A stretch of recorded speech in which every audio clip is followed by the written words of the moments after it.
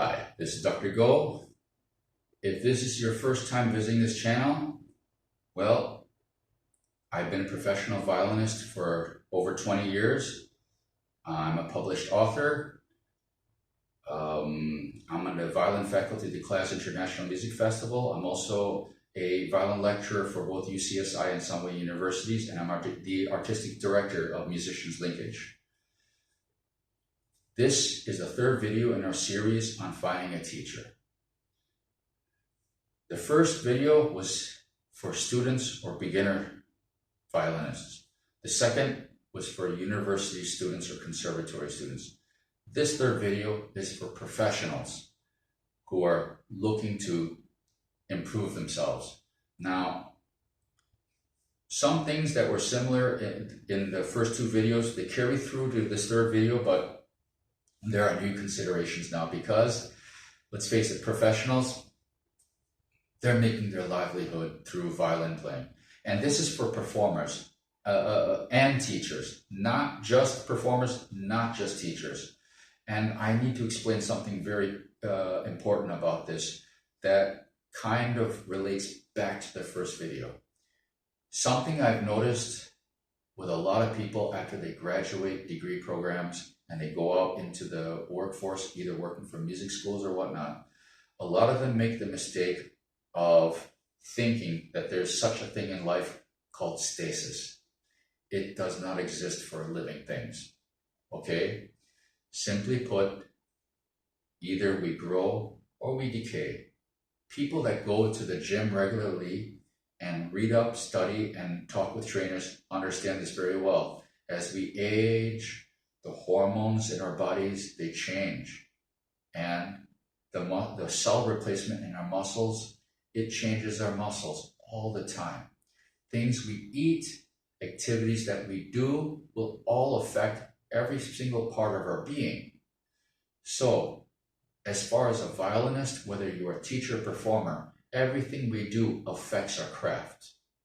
So if you're going in for a performance and you decide on the day of an important performance to take your very first tennis lesson, you have a 2-hour tennis lesson,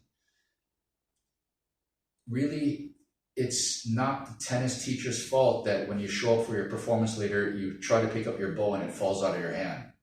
It's really not their fault, it's your fault, okay? So you have to remember that there's no such thing as stasis, none whatsoever. Either we improve or we decay. So if you're out there as a teacher and you're not performing anymore, here's the danger. If you're not performing anymore, you start to forget what goes into a good performance, what things a student needs to prepare and think about mentally and physically for a good performance. So what happens, and I've seen this, which is very scary, teachers in the music schools, which the music school is a business, we have to understand it is a business, they have to try to make money. When a teacher's skills decline, they become a disposable asset. They are no longer valued for their contribution to the company. So they're fired. So this is something that happens in every country. Very important that people understand this. If you are teaching and you want to keep your job as a music teacher and keep students coming in, you have to perform. It doesn't have to be high-level performance, but you have to keep performing so you can remind yourself what it means to be performing, for your students to perform at the highest level they can achieve. It's not really for yourself if you're mainly teaching. It's so that you can teach the best that you can to your students and you keep improving. Yeah, remember, there is no stasis. Now, if you are a professional performer, let's say you're a professional orchestra musician, you are a soloist, we still need to improve, okay? Every time I get invited to step in front of an orchestra, I take lessons. I know I'm very technically advanced as far as etudes and stuff, but there's so much more I have yet to learn. And I know that. And the better I get, the more I realize I have left to learn. It's like climbing a mountain. As you get higher and higher, you can see more of the mountain range. And you see how many more mountains you have left to climb. It's wonderful, it's amazing, but it's humbling. So you'll notice the best players are humble people. Usually they're very humble people because they understand there's so much they still haven't learned. There's so much they have left to still, get taught or experience or something.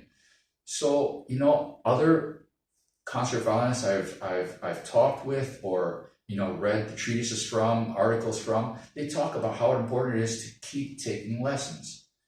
It is vitally important, whether it's an online lesson or face-to-face. It's always good to play for people. Whether you're a professional orchestra musician doing auditions, or you are a concert violinist, a soloist, and you're preparing new repertoire, you need to be playing for people, okay? The moment, I'll tell you, honestly speaking, in my experience, the moment an artist becomes arrogant enough to think that they can do everything on their own, they don't need lessons, that's when the fall begins.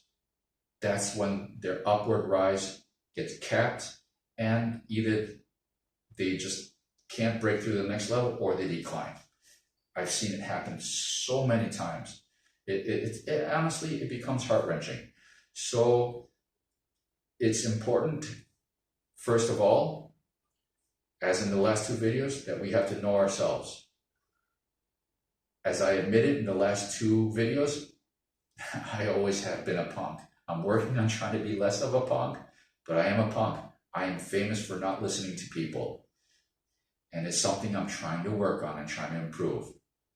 That being said, if I can admit this, I think other students can as well. So try to know what type of person you are as an artist before you go and choose a teacher or somebody to play for.